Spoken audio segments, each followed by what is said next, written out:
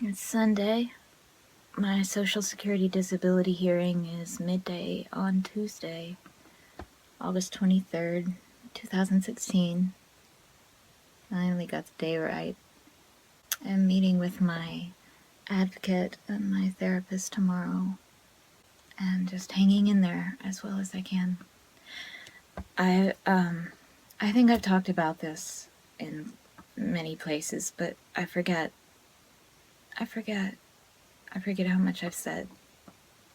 With the mental health care that I've been getting, state funded, that I was able to have access to work with a number of social workers and therapists and qualified professionals, QPs, in community support teams for 6-month stretches and then 6 months off, focused on trying to get my life stable, that my wonderful therapist, Maggie Mensk, recommended me for, that I would never have known about otherwise. But she looked at my life and she said, "You really need more help."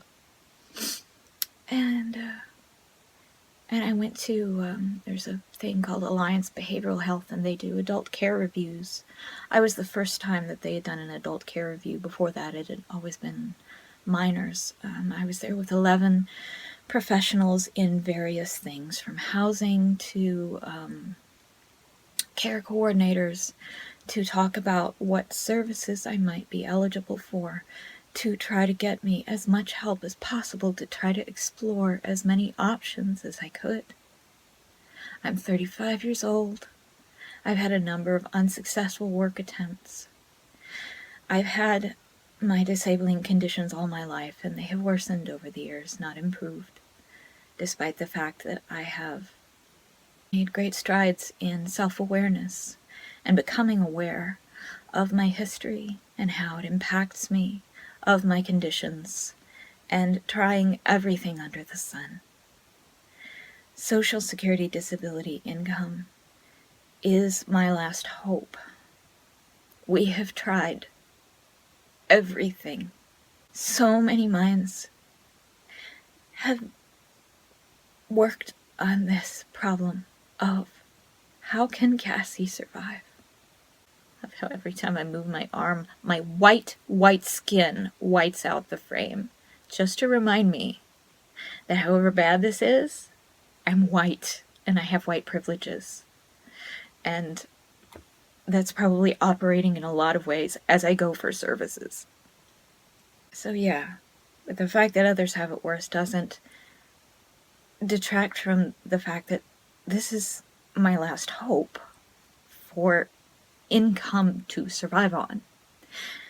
There was a question that really haunted me from a panel that I went to at Alternate Roots, where the Connected group from Charleston, South Carolina, had gone and videotaped interviews with middle school students in Charleston, particularly at-risk youth and minority youth, just asking them to ask questions, and then they would take these questions to adults who would answer them, and then present questions of their own in an ongoing kind of rolling dialogue, and we were invited to participate there.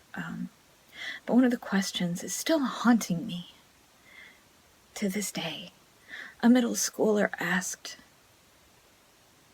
"Why do people have to pay for the things that they need to survive?" And I thought, wow, it's kind of a radical question, because the whole of our society, our economics, our history have been based on earning a living. For as long as I can think. I mean, I'm sure there are people more up on their history who could provide more concrete facts about this. But I'm struck just by however improbable and impossible a future that would be, of a world where we didn't have to work to get our basic needs met. What that would look like. What that would feel like.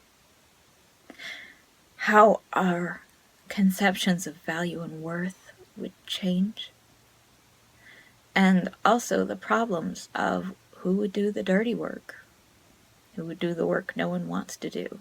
Who would do that if no one was depending on that to survive? But then, I think also about Daniel Pink's book Drive and his TED Talk about motivation, about extrinsic versus intrinsic motivation. Extrinsic motivation is the stick and carrot.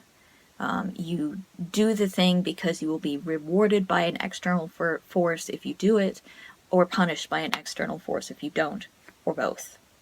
Intrinsic motivation is doing something because you really want to, because you feel morally obligated to, because you feel something within you that is driving you and motivating you to do it.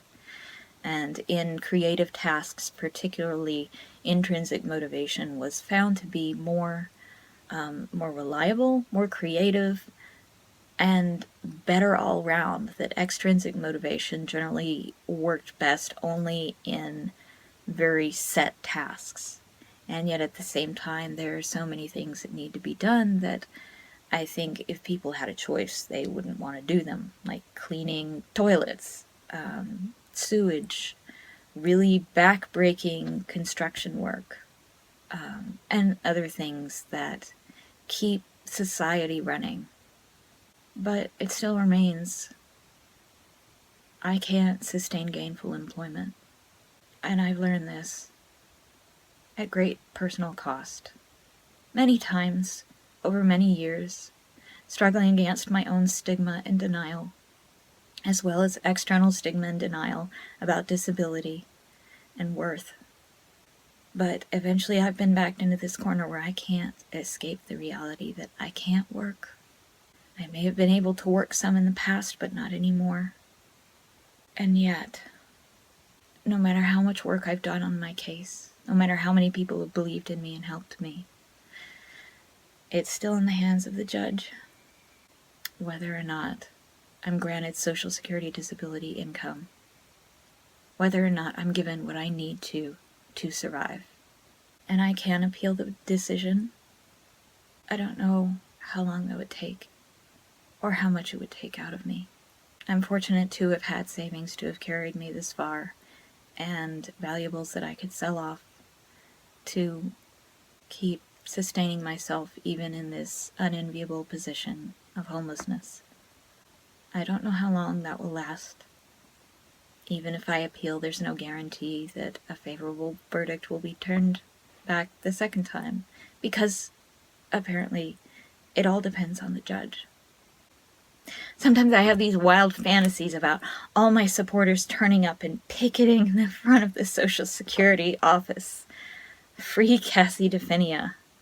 She's disabled. 75% of all people who are disabled are invisibly disabled. You don't know her pain. Whatever creative signs people could come up with to just say, no, look, we believe in her, and we believe that she deserves to survive. But practically, I don't even know if that would help at all. Or writing to congressional representatives. Or starting some sort of awareness-raising campaign that's beyond my capacity to do, because disabled takes all my energy just to survive and get through this. Today I'm here. I'm alive. Tomorrow's Monday. The next day is Tuesday. And that's all I got. Thank you for watching.